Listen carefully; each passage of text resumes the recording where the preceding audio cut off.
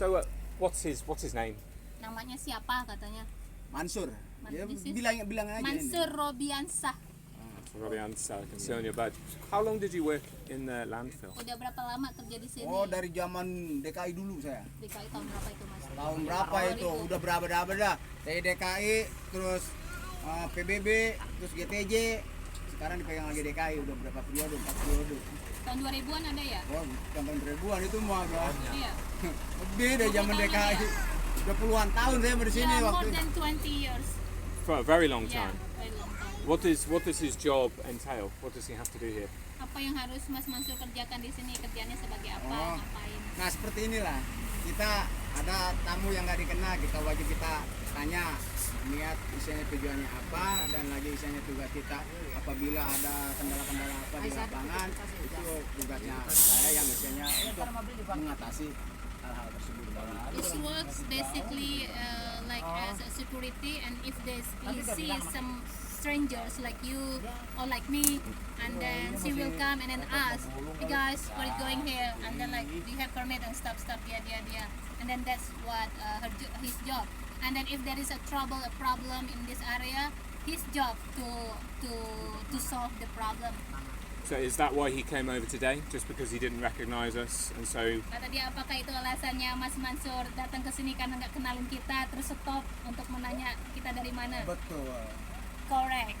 so what kind of problems can come up? What kind of trouble can happen? Masalah apa yang muncul, misalnya ada orang yang nggak dikenal datang ke pembuangan sampah, kira-kira biasanya yang terjadi masalah apa? Jadi tugas saya isinya dari kantor ya isinya untuk menanyakan misalnya orang-orang yang tidak dikenal, apalagi dia bawa kamera gitu ya, takut meliput di sini, takut misalnya menyalahgunakan dia meliput di area TPA ini. Nah, itulah yang kami jaga gitu. What they protect is people who came to this place, like bring camera and then doing like making report on some stuff, taking picture, and then use the news or the picture for something inappropriate, and then that's what they scare, and that's why they are exist to tackle that issue. Oh, I see. So in case there are maybe journalists or people who are going to write stories they don't want about Bantar Gebang? Dia bilang mungkin untuk menjaga supaya nggak ada wartawan yang nulis hal-hal buruk tentang Bantar Gebang. Betul. Jadi takutnya isinya wartawan-wartawan sebagian tanpa isinya ada rekomendasi dari kantor, takutnya meliput, takut isinya dia menyalahgunakan apa beritanya. Itulah yang kita jaga di area TPA ini. Yeah, like correct. Because to avoid there is journalists like without demand or permit from the office and then come to Bantar Gebang, make the report, and then they didn't want that report came out to public. Yeah, it's obvious, yeah. Yeah. Okay. Thanks. I'm just wondering, like, what kind of challenges he finds in his job around Bantar Gebang. When he's working here, like, what is his job like? Like, is it difficult or how does he find Penasaran, it? tantangan bekerja apa yang Mas Mansur hadapi di pembuangan sampah? Apakah ini susah pekerjaannya? Apakah penuh dengan tantangan berat? Misalnya kan kalau misalnya Mas Mansur kan untuk urusan pengamanan dan segala macam, dia mau tahu seperti apa jenis pekerjaan yang Mas Mansur lakukan ini, susahnya gitu. Yang susahnya gitu. Kalau di seluruh di area TPA ini itu nggak ada yang susah. Isinya gampang-gampang aja, yang penting kita tahu teorinya. Jadi kita istilahnya untuk penyampaian atau ke tamu, untuk istilahnya menjaga area TPA ini, apabila ada yang ngeliput istilahnya yang belum ada rekomendasinya, itu kita wajib ditanyakan. Yaitu yang tadi yang saya bicarakan, takut istilahnya ada seseorang istilahnya tanpa izin istilahnya meliput seenaknya aja, nanti takut istilahnya ada berita-berita yang nggak jelas gitu, yang nggak bagus.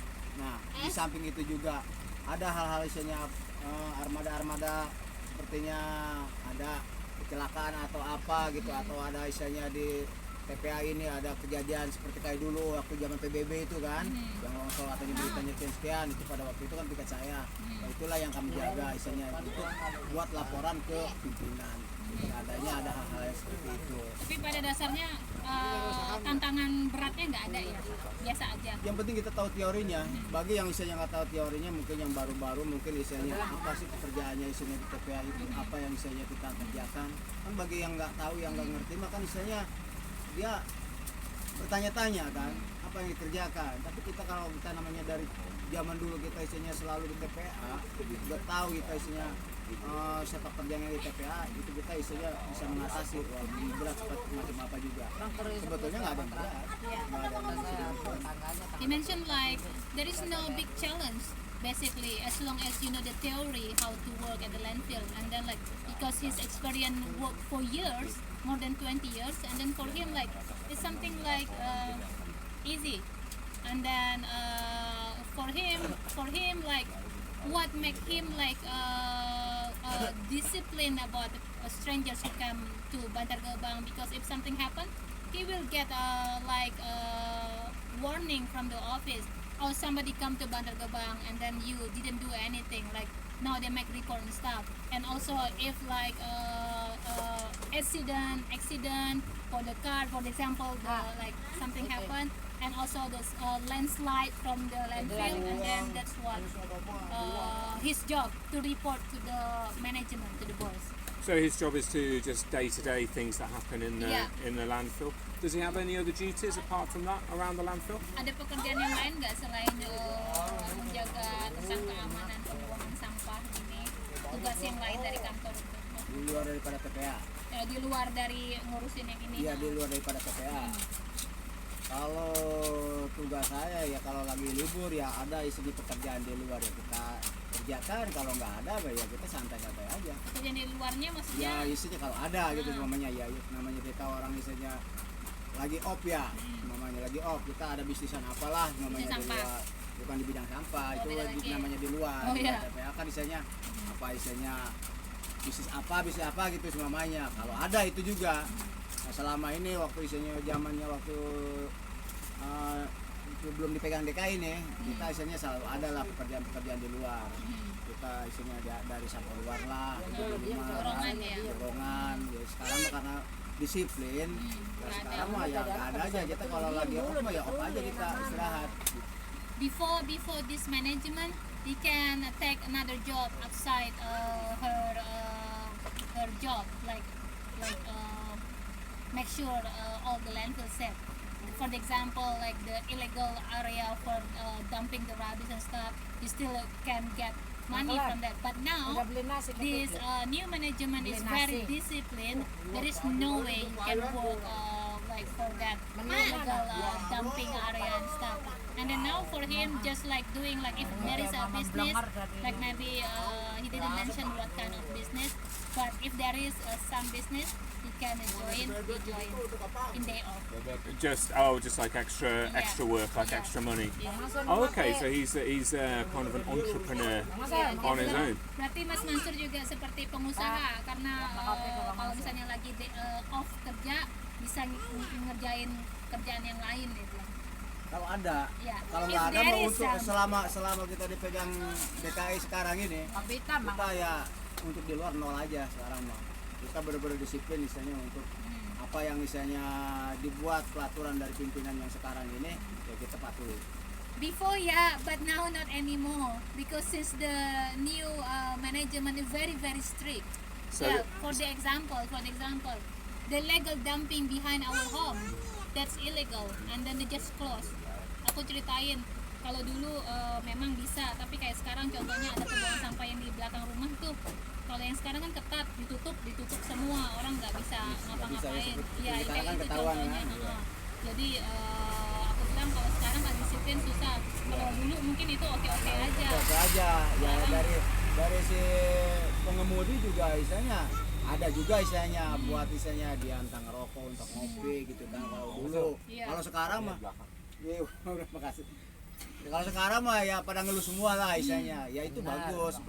Jadi kita merata. Iya. Hidup itu kita merata jadinya. Nggak ada yang kenyang, nggak ada yang lapar gitu. Merata kita hidup ini. Kalau dipimpin sekarang ini Iya. lebih disiplin. This new management is like a very strict with discipline, and then long time ago maybe the one who can has more money, but now it's equal. all equal. If you get 6.2 million per month, that's your money you got. You couldn't get money from the driver. Normally they can get money from the driver.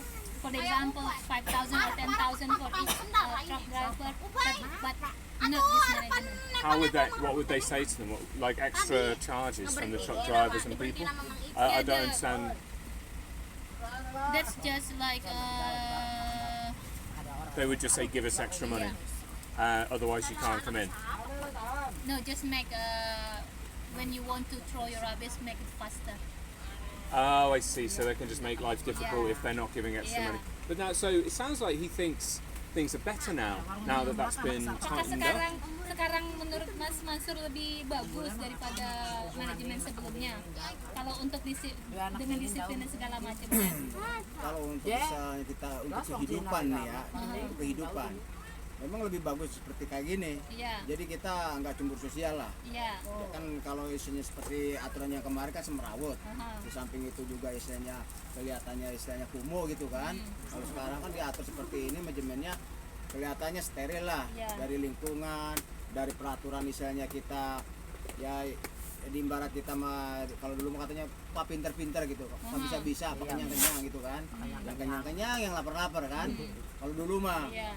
Jadi juga makanya gitu, sekarang kan saling merasakan ya seperti inilah kita kalau isinya benar-benar disiplin manajemennya dari pimpinan seperti ini kita sama rata jadi nggak ada cemburu sosial gitu kata saya lebih bagus begini tapi kalau untuk istilahnya uang lebih. dari walaupun isinya gaji lumayan lah oke gitu ya karena kita nggak ada isinya sampingan-sampingan cuman toh isinya kita gaji kalau dibandingkan dulu walaupun gaji kecil itu kita kan ada sampingannya kita jadi ya di samping isinya ada sampingan yang lebih kenyang lagi yang lebih Iya. gitu Kalau dulu kan sopir-sopir suka kasih uang juga ya. Kalau sekarang udah enggak ya. udah enggak itu enggak, isinya aturannya kan seluruh isinya aturan dari polsek juga isinya polsek juga nggak boleh pungli Udah nggak boleh sama nggak sekali boleh sekarang. polsek juga Dulu kan goceng 10.000 masing-masing iya mobil ya. ada itu dulu nah dari kepolisian juga aturannya nggak boleh pungli itu karena isinya aturannya nggak boleh ada pungli itu saya tahu persis di Kapolsek juga sama begitu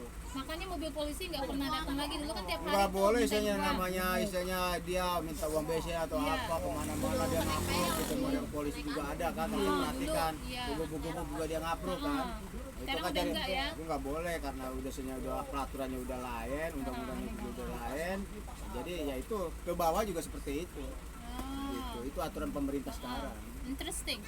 And then for him, like this new management, landfill management, for him is better now because he got like a good salary and also good living as well for them, and then equal, and then they got good money from the management, and then the different only before this management.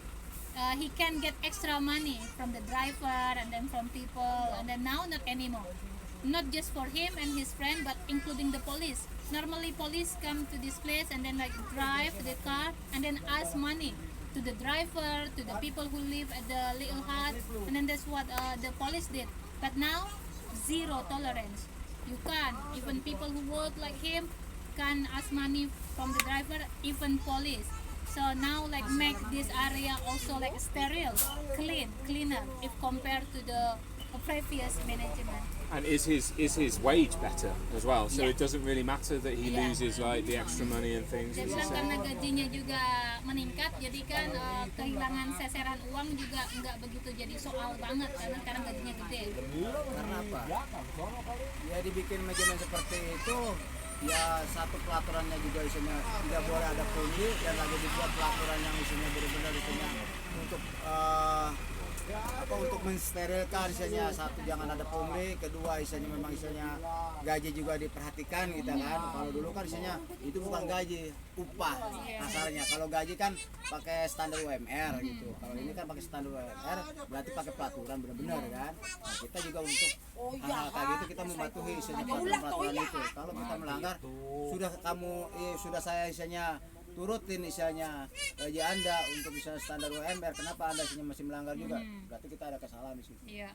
gitu makanya kita atur seperti itu So yeah, it's correct. Like after the wage like get higher, and then there is of course rules. if compared to the previous management, there is no rules because the wage just like under the minimum wage for Indonesian people. And then now this above the minimum wage. Dia di And then warung mangga. they have to follow the rules. But you got enough warung mangga salary dia. already, so why you ask extra money from people and then more Orang di warung discipline mangga and ya then they karena have to ngobrol follow the jeung rules. mister ya. So it sounds much better. Yeah, much much better in better. most ways. I'll just And- wait for him to. Yeah, sorry, Yeah, go on. and also my okay. our opinion, Yeah, it's yeah, yeah, true yeah. like they get a better wage and then also the area also well maintained and then it's clean. If you come 3 years ago or 4 years ago, all this area filthy. So it's much on the better. road, yeah, much better. Can I take a Boleh photo? foto Mas Mansur? Boleh nggak apa-apa. Thank you. Biar untuk di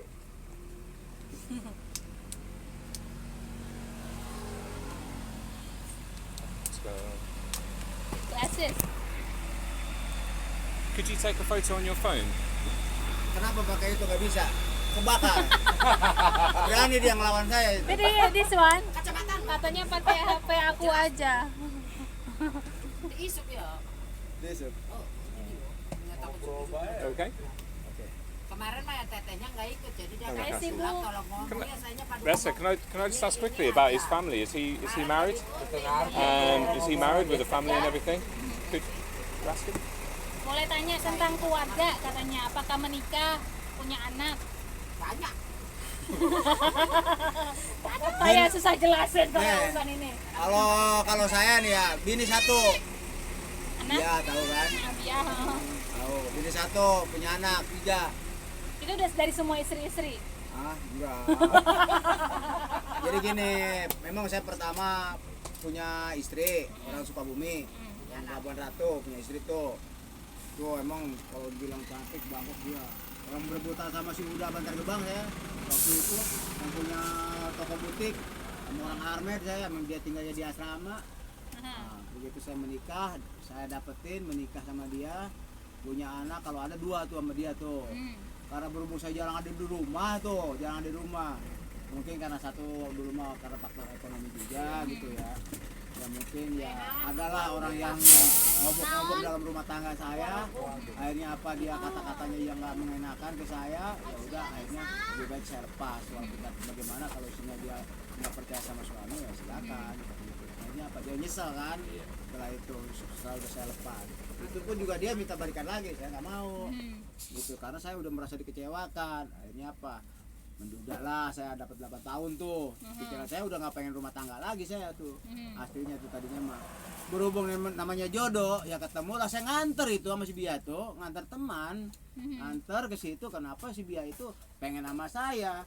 Ya udah mungkin isinya jodoh itu kan. Kita nggak bisa dimungkirin lagi walaupun bagaimana juga ini sampai sekarang sampai udah punya anak 2 ya. 2, berarti semua anaknya 4 ya? Kalau ada semua yang pertama itu kan yang Meninggal. pertama kan meninggal yang anak pertama. Yang sudah yang ada itu yang dari bini pertama itu udah lulus SMA. Tinggal 1 anak di situ berarti Yang sekarang. dari anak pertama, nah masih Bia punya 2, Berarti 3. 3. Oh, istrinya cuma 2 ya berarti ya nikahnya ya? Saya kira Ini- nikahnya banyak Mas Mansur. Nikah 2 kali saya. Iya, Iya. soalnya Mas Mansur ini terkenalnya waktu saya dulu ya, terkenalnya banyak ceweknya. Oh, Saya pikir istrinya banyak. banyak ceweknya Ya banyak paling ceweknya res. ya. What's he saying, Ressa? Ya. kalau mau paling res And then Dulu he has sekarang udah enggak 3 ya. sekarang kan children, gendut badannya 2 Dulu married, mah iya, saya enggak married siang enggak wife, malam. and then 3 children. Iya, iya, gampang-gampang. Yeah. What else was he saying during that? No, I said like because you well known as like a playboy and lot of women. He said, I thought he married like more than 2 times. He said, no, just 2 times. But yeah, lot of women. He has a lot of girlfriends, a lot of. Girlfriend and well known everywhere. Oh, Mas Mansur, yeah. Oh, really? Is he? Is he Yeah. famous around for being ladies' man? Iya. Aku bilang Mas Mansur terkenal untuk kawasan ibu-ibu, Mansur gitu. Memang saya bukan masalah itu doang. Memang saya mah dulu kan saya mah kagak ngerti ya bahasa beken tuh apa. Saya kan nggak ngerti kan. Waktu saya megang di Manggul Jaya dulu. Itu semua dari mana siapa yang nggak kenal saya. Orangnya saya seperti itu. Ya kalau saya mau orangnya dibaikin baik, lebih kalau dikasarin ya kasar juga gitu kan. Jadi makanya mana yang baik mana yang nggak baik ya saya tahu aturan gitu. Makanya saya ingat waktu mau nikah sama Bia, ditanyain kan, Iya lu beneran mau nikah sama Mansur, ditanyain itu ceweknya banyak banget. Terus kata dia iya. Sekarang mah enggak, soalnya Soalnya cincin kan- yang matanya gede-gedenya gitu So- nggak ada. soalnya Bibiah itu sama bapak saya dianggap adiknya, kayak adik Udah angkat. kayak anak dia. Iya. Udah kayak Soalnya bapaknya Bibiah itu, bapak saya manggilnya juga abah, saya manggilnya juga engkong, kakek. Dulu sebelum kita tinggal di sini kalau musim rambutan datang nganterin rambutan abahnya. Makanya pas mau nikah sama Mas Mansur ditanyain, lu beneran mau kawin sama orang itu? Gitu. Terus iya beneran. Dari mana jatuh cintanya lu? Terus saya bilang, saya kan waktu itu lulus SMA, saya bilang, Ma itu beneran si Bibiah mau nikah sama orang yang namanya Mansur Mansur. So what are you talking about? They're just talking shit about him. Oh, okay. Because when he Have you known each other for a long time? yeah, but he didn't know me because I cover my hair. Oh, you had your hijab. Yeah, but when I mentioned my father, he remembered. Right, okay. Dia Okay. tanya, kamu kenal sama orang ini udah lama? Saya bilang, Mas ini lupa sama saya, tapi pas saya sebutin nama bapak saya, dia baru ingat, oh ini anaknya Buyung. Jadi dia Okay. penasaran. Mana bapaknya?